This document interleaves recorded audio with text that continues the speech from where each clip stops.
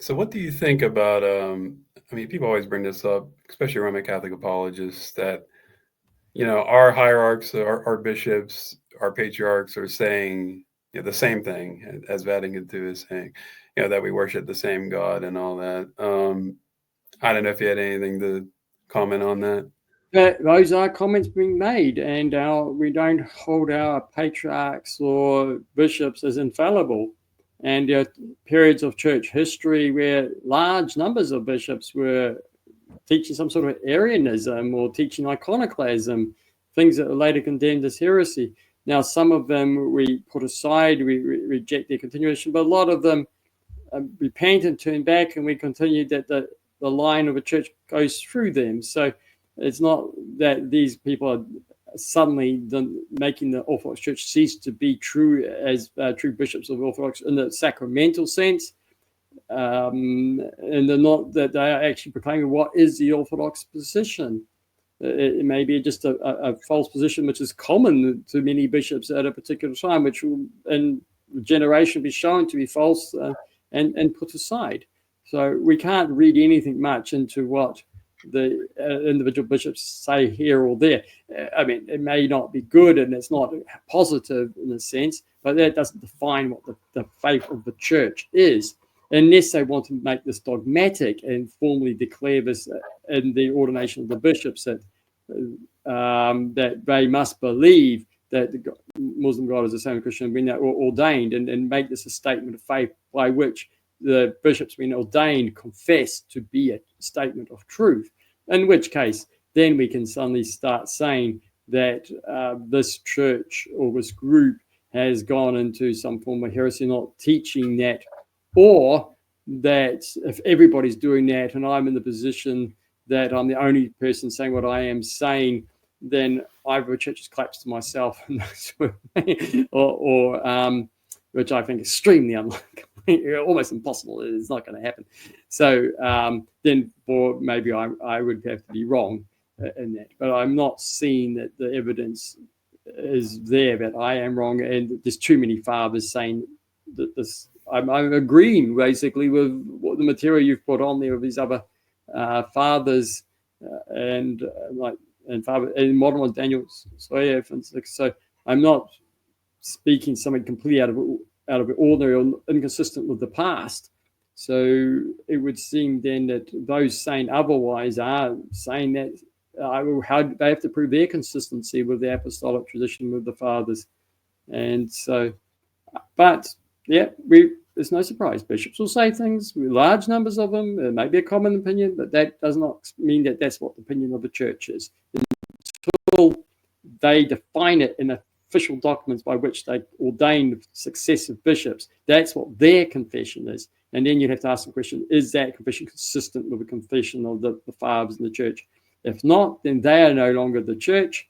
If it is, they continue the church, and if we oppose to their position, we are no longer the church. So that's a matter of, is that opinion consistent with the fathers?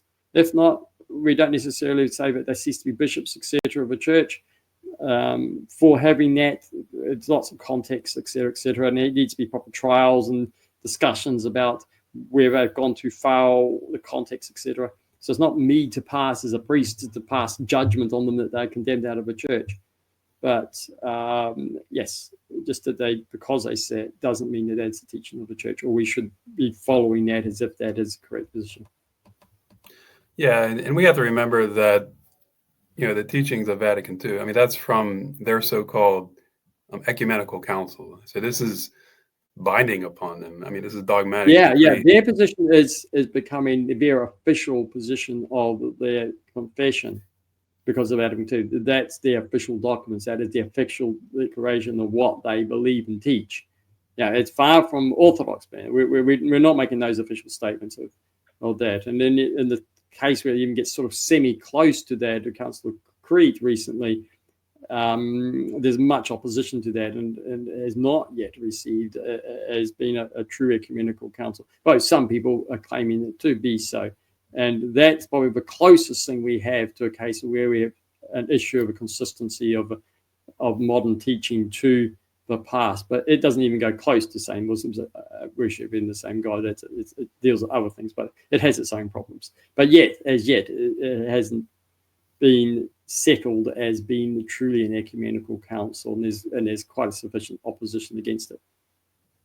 Yeah, and this whole argument doesn't really make any sense because, I mean, just look in the history of the church. I mean, how many heretics were among the clergy? I mean, how many heretics? Many, exactly. Just because you see them saying that and stuff doesn't mean it. And look, you can talk about a majority of them. The faithful clerics might be quite few. There might be 5, 6, 10, 20 out of 5, 6, 7, 800. We can't just say the majority rules or anything like that.